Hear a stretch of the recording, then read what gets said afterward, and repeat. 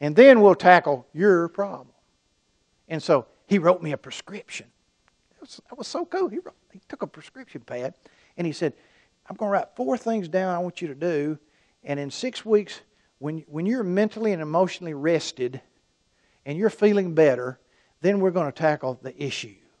And so I'm going to share these 6 things with you, these 4 things with you, because if they were therapeutic, they're also preventative. And the first thing he wrote down, to my amazement, was this. For the next 6 weeks, I want you to become physically stronger.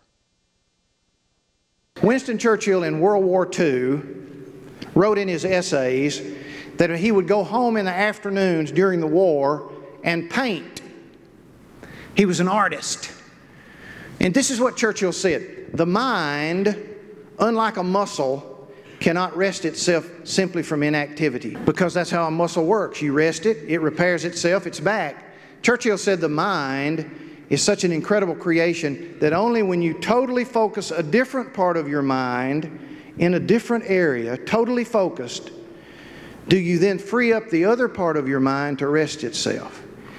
And artistry or painting, which requires incredible concentration, meant this.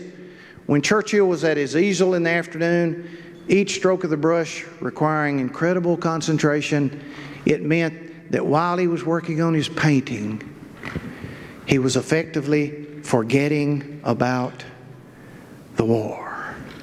Which means in the afternoon when he left his easel and put up his colors and his brushes, and he went back to his bunker, where he literally held a nation up with the use of the language and the power of his voice, his great mind was rested. What do you have in your life that allows you to completely step out of the arena and refresh yourself? Women, do you remember a magazine called 17? Is it still around? Okay, 17. Would anyone venture to guess what the target market age group was in the inception of that magazine? Anybody want to guess? Well, now remember, I'm going to help you here. The name of the magazine was 17. It changed.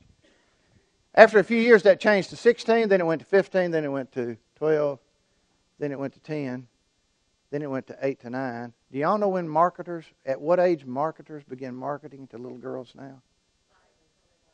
5 to 6. The Miley Cyrus generation. At 5 to 6 years old, marketers begin to target products to 5 and 6 year olds. And little girls are growing up way too fast. And whenever a step is skipped in a process, sometimes people spend a lifetime trying to go back and fill in the steps. And let me promise you, as you live your life and you seek to attain more balance in your life, the tendency, because we are so busy, is to skip relationship steps. Spend more time with people who make you feel good about yourself. I call it selective association. Do y'all know some of those people? I bet every person in this room knows a half a dozen people, maybe 2 or 3, that every time you see them or you're with them, when they leave you, you're better. You know some people like that?